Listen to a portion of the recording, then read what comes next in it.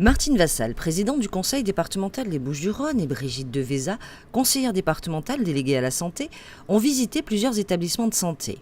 Une première prise de contact pour écouter les besoins des dirigeants et professeurs en matière d'offres de soins et de prise en charge des patients.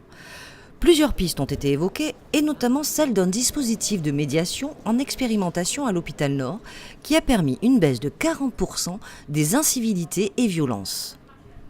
Quand on les sent un peu perdus, c'est de les prendre immédiatement en charge pour leur expliquer globalement le parcours qui sera le parcours de leurs parents. Parce qu'on les sépare, la prise en charge se fait à l'intérieur des urgences, les familles intègrent dans la salle d'attente et ça génère une grosse angoisse d'être séparé de la personne qu'on accompagne aux urgences dans quelquefois des situations qui sont d'urgence vitale. Donc cette angoisse génère une agressivité qu'il faut anticiper impérativement.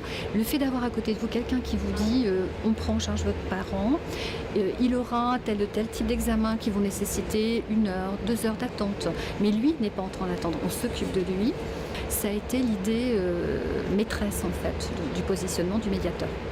Une subvention pour l'achat de 2 ambulances du SAMU à la Timone, la relance du conseil départemental de santé publique pour aider à la prise de décision. Pour Martine Vassal, même s'il ne s'agit pas d'une compétence obligatoire, l'accès aux soins de qualité pour tous les Provençaux est essentiel. Compte continuer à investir les 10 millions d'euros que nous investissons chaque année au TIMO de la santé, en collaboration avec les équipes dirigeantes pour savoir dans quel matériel il faut le plus investir. Et qui sont décidés avec un conseil scientifique qui est aux côtés des élus, qui nous aide à prendre justement les bonnes décisions au bon moment, savoir quel type de matériel. C'est sûr que tout le monde est preneur, mais après il faut faire des choix.